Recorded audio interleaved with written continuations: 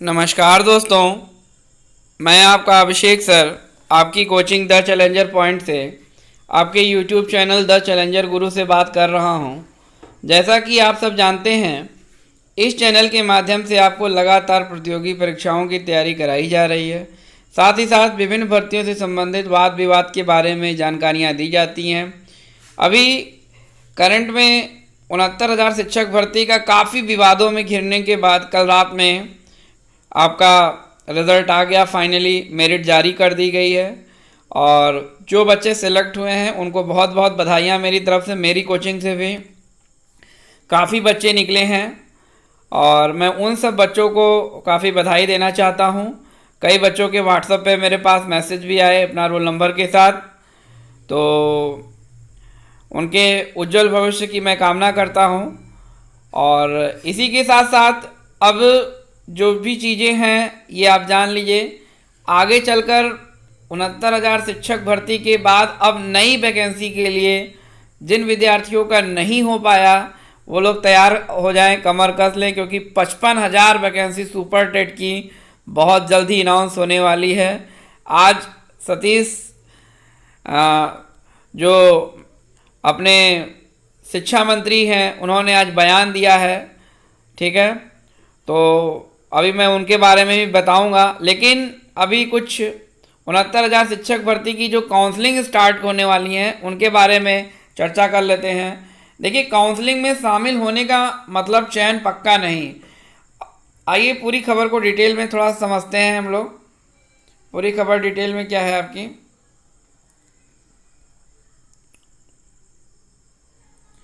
देखिए, अभ्यर्थियों को काउंसलिंग के दौरान प्रमाण पत्रों को प्रस्तुत करना होगा। काउंसलिंग में प्रमाण पत्रों को प्रस्तुत नहीं करने पर अभ्यर्थी का चयन नहीं होगा, ठीक है। और इस संबंध में बेसिक शिक्षा परिषद की ओर से जारी विज्ञप्ति में कहा गया कि काउंसलिंग की सूची में शामिल होने का ये मतलब यह नहीं है कि उनका चयन पक्का हो गया है, ठीक है। और बेसिक शिक्षा परिषद की ओर से जारी किए गए पहले चरण की काउंसलिंग के लिए मेरिट के आधार पर 69,000 पदों का, ये देखिए 69,000 पद जो हैं, ठीक है, 69,000 अभ्यर्थियों में से 1133 जो देखिए मैं आपको बता दूं 1133 एसटी की सीटें जो हैं अभी वो नहीं हुई हैं। 67,867 सीटों को काउंसलिंग के लिए बुलाया गया है।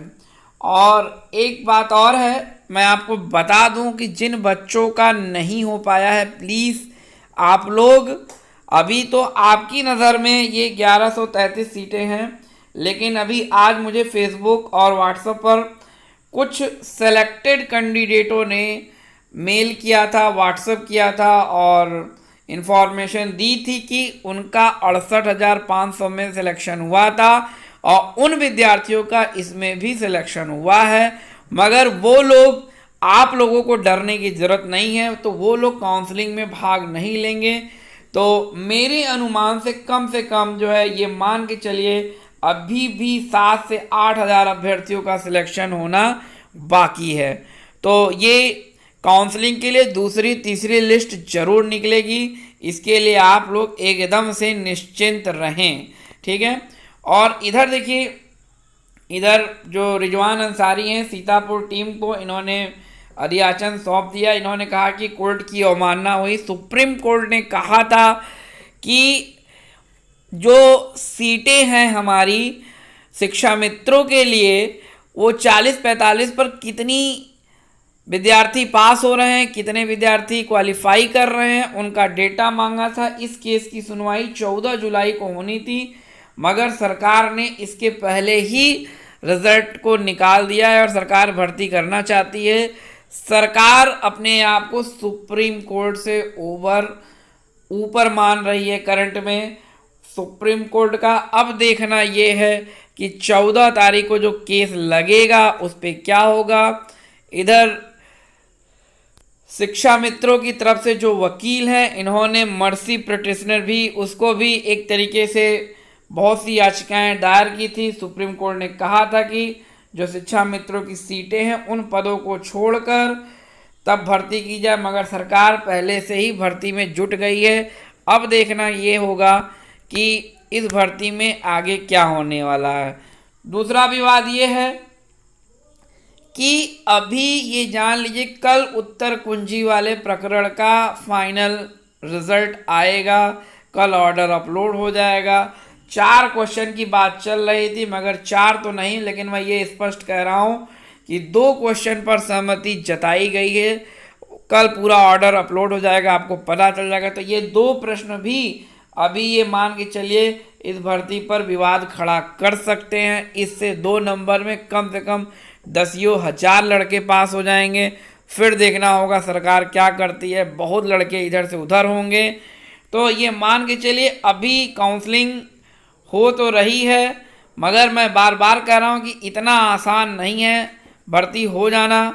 अब बाकी सरकार के ऊपर है। अब देखिए इसके अलावा और भी जो न्यूज़ होगी मैं आपको अपने चैनल के माध्यम से अपडेट करता रहूँगा। आज इसीलिए मैंने दिन भर अपडेट नहीं बनाया, क्योंकि ये अफवाहों का बाज़ार काफ़ी गर्म था कि रिज़ल्ट तो आ गया, कि यहाँ कितनी मेरिट गई। मेरिट भी आपने देखा बहुत ज़्यादा मेरिट नहीं गई है। उधर जो बच्चे नहीं क्वालिफाई किए हैं वो पीएनपी पर जाके भ्रष्टाचार का आरोप भी लगा रहे हैं। सियासी जिसकी एकेडमिक मेरिट बन रही है उसका सिलेक्शन नहीं हुआ, नीचे वालों का हो गया।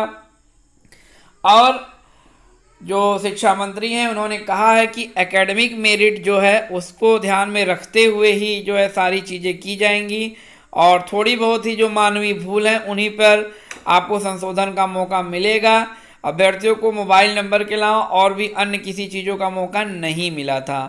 तो अब देखना ये दिलचस्प है कि मोबाइल नंबर के अलावा जिन अभ्यर्थियों के अनुक्रमांक में गलती हो गई है या मार्क्स भरने में गलती हो गई, क्योंकि बच्चे साइबर कैफ़े से भरवाते हैं और साइबर कैफ़े वाले ये मिस्टेक कर देते हैं, उसी का खामियाजा आज जो है कई विद्यार्थियों को भुगतना पड़ रहा है। तो इसको लेकर पीएनपी पे आज खूब धरने हुए, खूब नारेबाजी हुई है।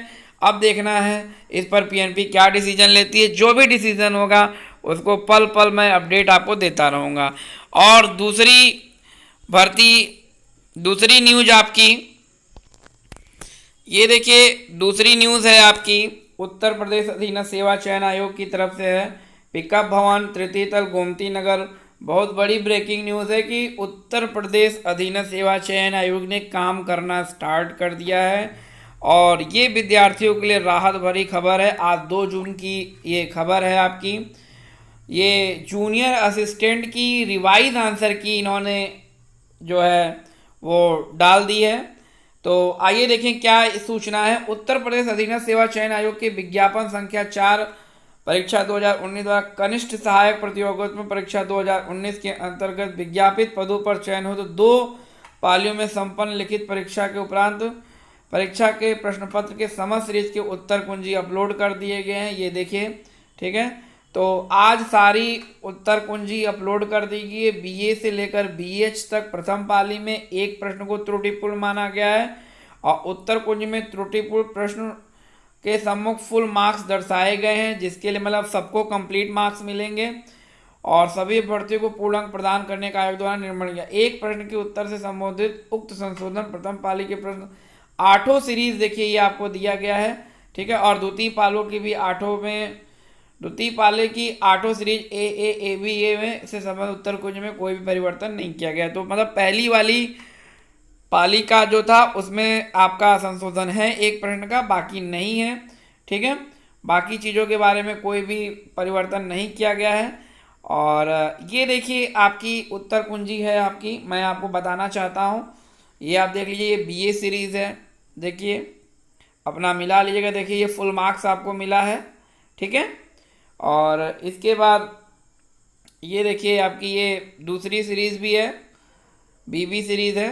तो मैं धीरे धीरे स्लाइड कर रहा हूँ, आप लोग अपना स्क्रीनशॉट इनका ले लीजिएगा, देख लीजिएगा, और यहाँ से आपको समझ में खुद ही आ जाएगा। वीडियो को पॉज करके आप लोग स्क्रीनशॉट करके देख सकते हैं, जिन अभ्यर्थियों ने अभी तक नहीं देखा है। अदरवाइज़ मेरे व्हाट्सएप पर जाके आप देख सकते हैं, व्हाट्सएप ग्रुप से जुड़ने के बाद आपको ये चीज़ मिल जाएगी, ठीक है। तो ये कुल 17 पेज का है आपका, इसको देख लीजिएगा आप लोग। ये फुल मार्क्स जहाँ जहाँ है ये दोनों ही मैंने इसीलिए अपलोड कर दिया है आपका इसी वीडियो में ही, ताकि आप सबको ये संशोधन आपको ये वीडियो के थ्रू पता चलता रहे। ये देखिए धीरे धीरे मैं स्लाइड कर दे रहा हूँ ताकि आपको सारी आंसर की आपको मिलती रहे। ये देखिए,